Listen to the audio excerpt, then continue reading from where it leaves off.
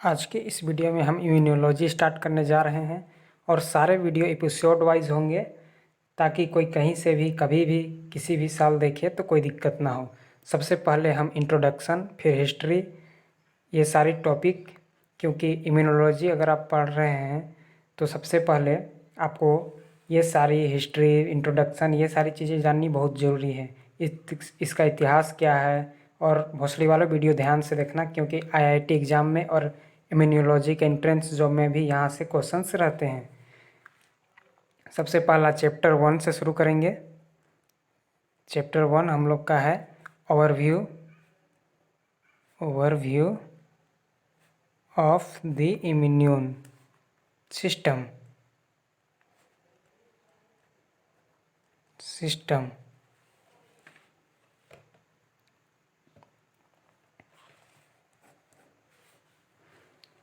सबसे पहले इम्यून क्या है? इम्यून सिस्टम क्या है?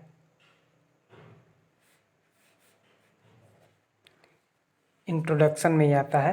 तो इम्यून किसी भी लिविंग एनिमल्स, प्लांट्स का डिफेंस सिस्टम है। एनिमल्स, प्लांट्स का डिफेंस सिस्टम है। डिफेंस सिस्टम, ये हमारा डिफेंस सिस्टम है जो कि हमें माइक्रो ऑर्गेनिजम्स से, कैंसर से बचाता है।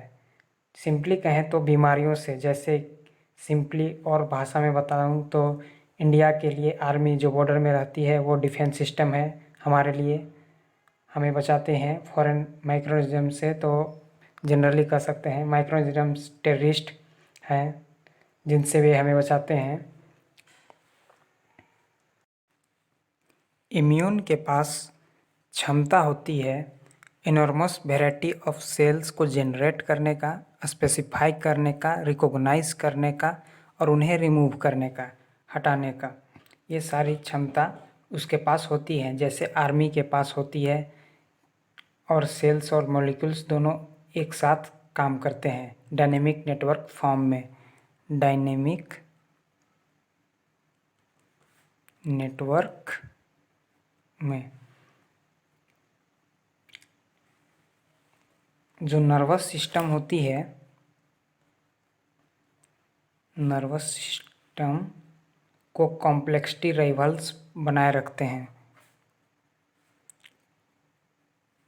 कॉम्प्लेक्सिटी राइवल्स बनाए रखते हैं। तो हमें कुछ भी होता है तो नर्वस सिस्टम में तुरंत सिग्नल दे देता है कि हमको ये हुआ है, वो हुआ है। फंक्शनली जो है, फंक्शनली इम्यून सिस्टम जो होता है, इम्यून रिस्पॉन्स, वो दो तरह का होता है। पहला होता है रिकॉग्नाइजेशन, नाम से ही पता चल रहा है इसका फंक्शन क्या हो सकता है, रिकॉग्नाइज करना। दूसरा है रिस्पॉन्स, ये भी नाम से ही पता चल रहा है, रिस्पॉन्स। अब बात करते हैं रिकॉग्नाइजेशन की।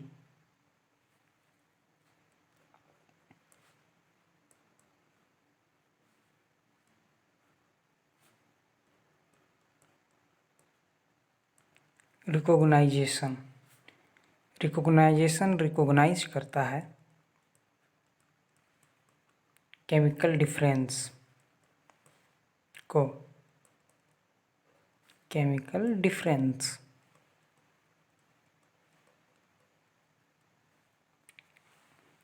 डिफरेंस किस चीज़ों में? वन फॉरेन टू अनोदर में। जैसे कि बीमारी हमको हुई है, उसको मारने के लिए हमारे पास कितना प्रोटीन है, और एक बार जो रिकॉग्नाइज हो जाता है तो वह तुरंत इफेक्टर रिस्पॉन्स, किसको? इफेक्टर रिस्पॉन्स को तुरंत खबर कर देता है। तो बोलता है भाई इतना प्रोटीन की ज़रूरत पड़ेगी मारने के लिए, इतना इतना अदरक तेज़पत्ता ये सब सब मिला के दे दो, ये ख़त्म हो जाएगा, नहीं तो काम नहीं चलेगा। ये चीज़ बताता है। और उसके बाद इफेक्टर रिस्पॉन्स क्या करता है, इफेक्ट नाम से ये भी पता चल रहा है किल करता है, ये किल कर देगा फॉरेन पैथोजन को।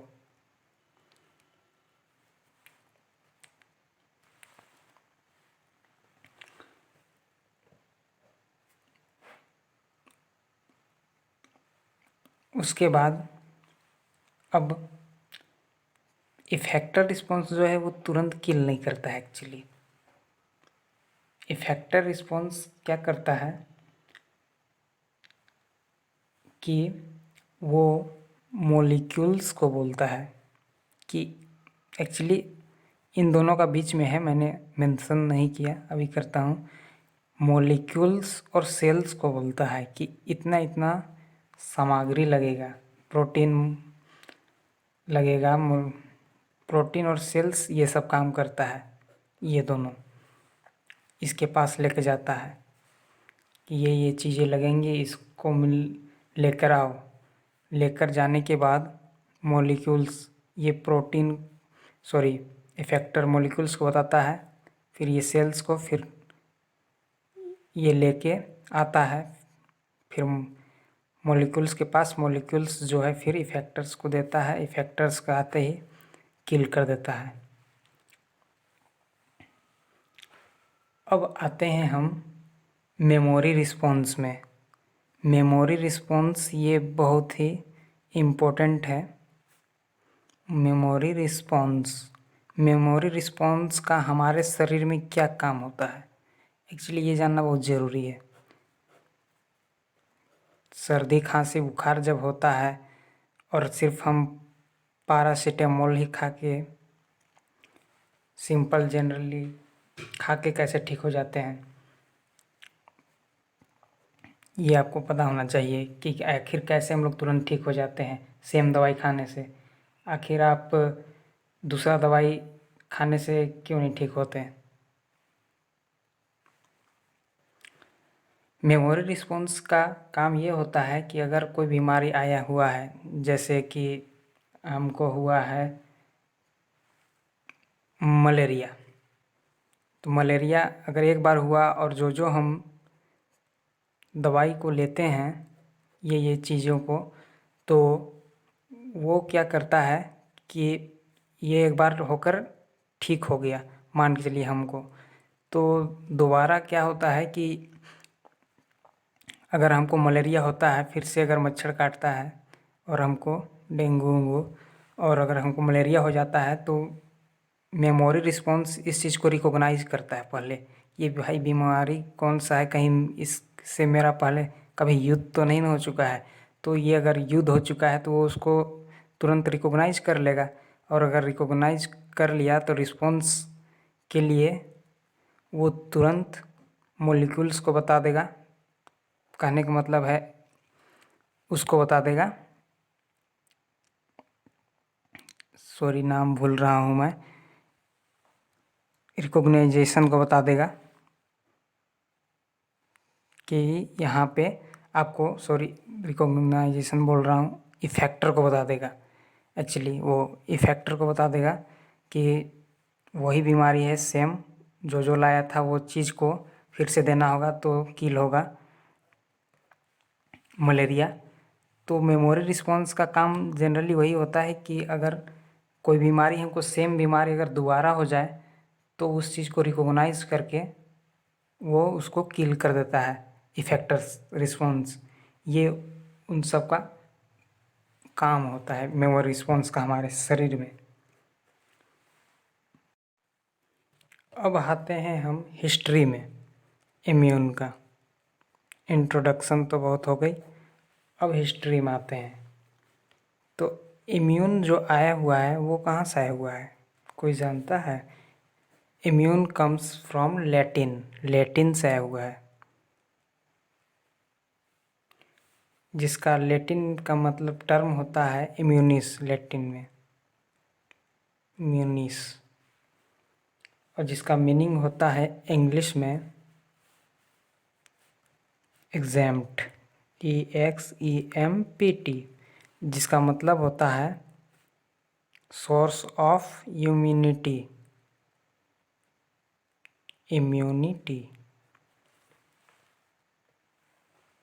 दूसरा है हमारा वैक्सीन। कोरोना वैक्सीन जिसका सभी को इंतज़ार है, उस वैक्सीन से पहले की कहानी वैक्सीन। तो वैक्सीन कहाँ से आया हुआ है? वैक्सीन का लैटिन वर्ड है एक्चुअली, जिसका मतलब होता है वैका, VACCA। मीनिंग होता है वैका का cow. In the honour of Jenner's, नाम लिखने में टाइम चला जाएगा, जिन्होंने काउपॉक्स के साथ इनोकुलेशन में काम किया था, तो उन्होंने ही इसका नाम रख दिया था वैक्सीन का वैका।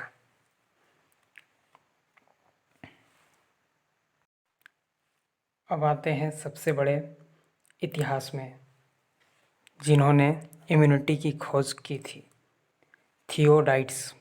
थियोडाइट्स बहुत बड़े हिस्ट्रियन थे, हिस्टोरिकल आदमी, हिस्ट्रियन कह सकते हैं, इतिहासकार। सबसे पहले अपनी किताब में वही इम्यूनिटी के बारे में लिखे थे कि इम्यूनिटी होती क्या है। लेकिन उस समय क्या था कि साइंस का युग नहीं था, कोई विश्वास नहीं करता था। अभी जो हम लोग टेक्नोलॉजी देख रहे हैं उस पर किसी की यकीन नहीं था। सेल्स के अंदर गोल्गी बॉडी, राइबोसोम्स, ये सब पाया जाता है, ये सब बातें थी नहीं उस वक्त, तो कोई उन पे यकीन नहीं किया था उस वक्त।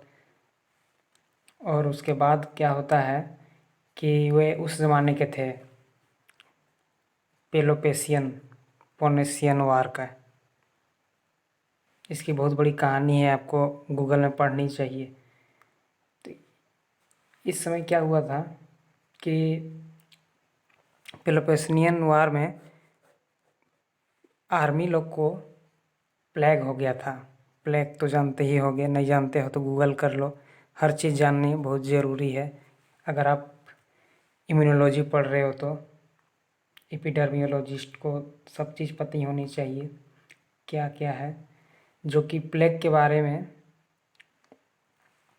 है। तो हुआ क्या था कि 430 ईस्वी की हम बात करें, 430 BC, बहुत पुरानी बात है। उस वक्त इन्होंने, थियोडाइट्स ने, इम्यूनिटी को अपनी किताब में लिखा था, और पेलोपोनेशियन वार के दौर के थे। तो उस समय क्या हुआ था कि सैनिकों को प्लेग हो गया था, आर्मी सफ़र। अब हुआ क्या कि जब उनको प्लेग हो गया तो जो नर्स इनके इलाज के लिए, जब उन लोगों को हॉस्पिटल जो बनवाया गया था, तो वहाँ पे प्लेग फैलने के बाद बहुत सा मारामारी होने लगता है, जैसा कि कोरोना में हो रहा था। वैसे तो कोरोना में काफ़ी कम घर था, लेकिन उस वक्त डेवलप नहीं के कारण बहुत सारे सैनिक लोग मारे गए थे, मरते जा रहे थे जिसको जिसको प्लेग हो रहा था। और उनके कॉन्टैक्ट्स में जितने भी नर्स आ रहे थे वो सभी मारे जा रहे थे। तो क्या हुआ कि पहली बार जिनको हुआ था तो वो मारे गए थे बहुत से।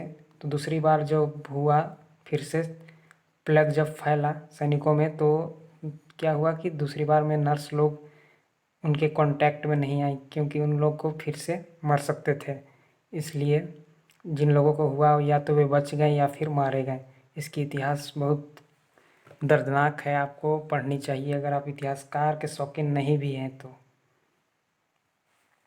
अब नेक्स्ट हम आते हैं,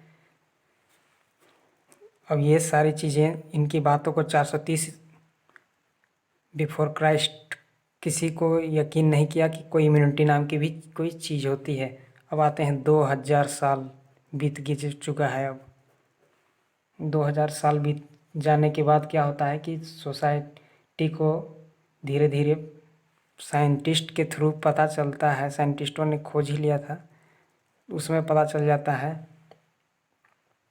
कि इम्यूनिटी नाम की भी कोई चीज़ दुनिया में होती है, शरीर में। जो एग्जिस्ट करती है एक्चुअली लिविंग थिंग्स में। तो इस चीज़ को माना गया साइंटिस्टों के द्वारा कमेटी में, और फिर मेडिकल प्रैक्टिस के लिए इम्यूनिटी को मिल गई परमिशन ग्रांट किया गया।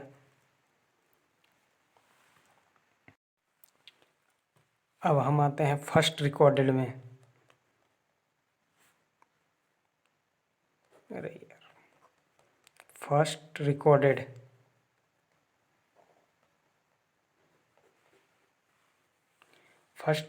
में क्या हुआ, ये शताब्दी है, 5th सेंचुरी चल रही है,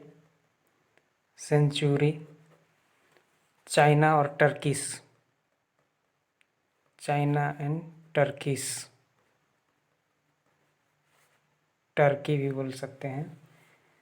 तो इन्होंने सबसे पहले एक्सपेरिमेंट करके एक इम्यूनिटी का जो है वैक्सीन तैयार किया था, जिसका इम्यूनिटी का परफॉर्मेंस उस पर देखा गया था, और बहुत से नॉलेज वहीं से मिलनी शुरू हुई, और वहीं से स्टार्ट होने लगी इम्यूनिटी को कि थोड़ी पहचान बढ़ने लगी बाज़ार में, मार्केट में। अब बहुत सी रिपोर्ट कहती है कि ड्राइड क्रस्ट जो है स्मॉल पॉक्स से ही ड्राइव्ड है। अब आते हैं हम लोग 1885 साल ईसा पूर्व। 1885 पाश्चर चचा का यूज है। पाश्चर का नाम तो सुना ही होगा, अगर नहीं सुने हो तो भैया साइंस पढ़ना छोड़ दो और गूगल पे जाके देखो कि पाश्चर कौन है। उन्होंने अपनी पहली वैक्सीन तैयार की, फर्स्ट वैक्सीन।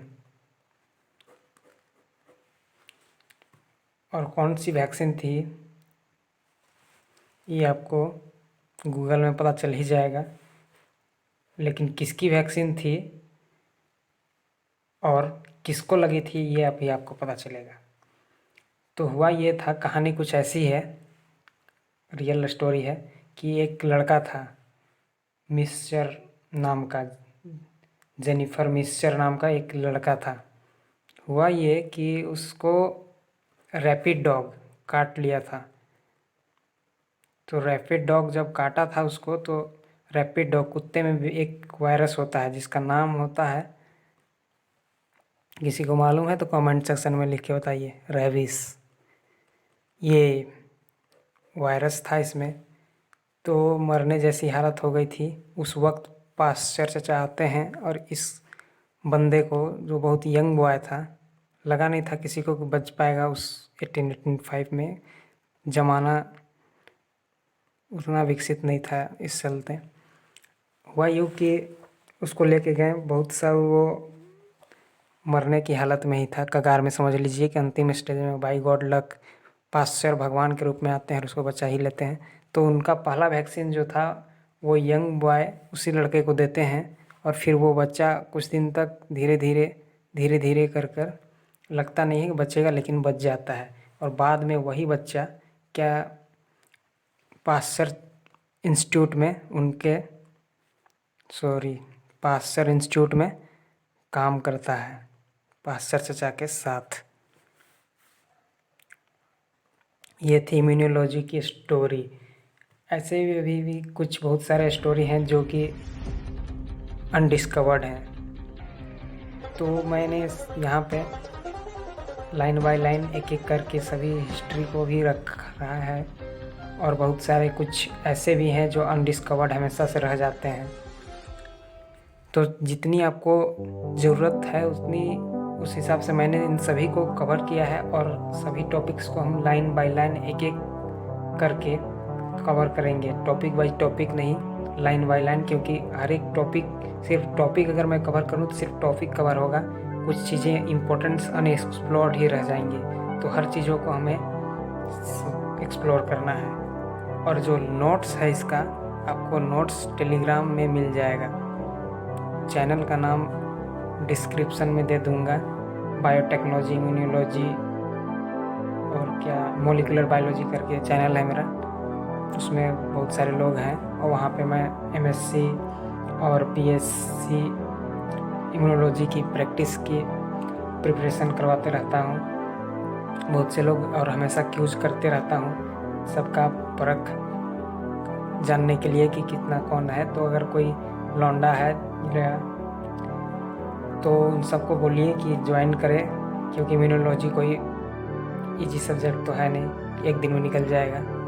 एंड ऐसे वीडियो में काफ़ी कम व्यू आते हैं, आपको मालूम है कि साइंस में और ऐसे सब्जेक्ट्स में, बायोटेक में, चाहे इम्यूनोलॉजी, ये सारे में स्टूडेंट्स कम होते हैं। तो ऐसे वीडियो को प्रमोट करो, जितने भी चाहे फेक आईडी रखे हो 10-12 तो हर कोई रखता है, सबसे सब्सक्राइब करो, लाइक मार दो और दोस्तों को शेयर करो। थोड़ा सब्सक्राइब कराओ यार, पहला वीडियो फ्री है, नेक्स्ट वीडियो में गुरु दक्षिणा लगेगा, दे देना। मजाक कर रहा हूँ। और फिर मिलते हैं नेक्स्ट वीडियो में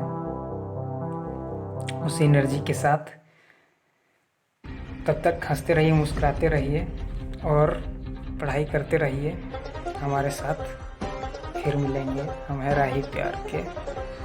फिर मिलेंगे चलते चलते। Bye bye, see you again.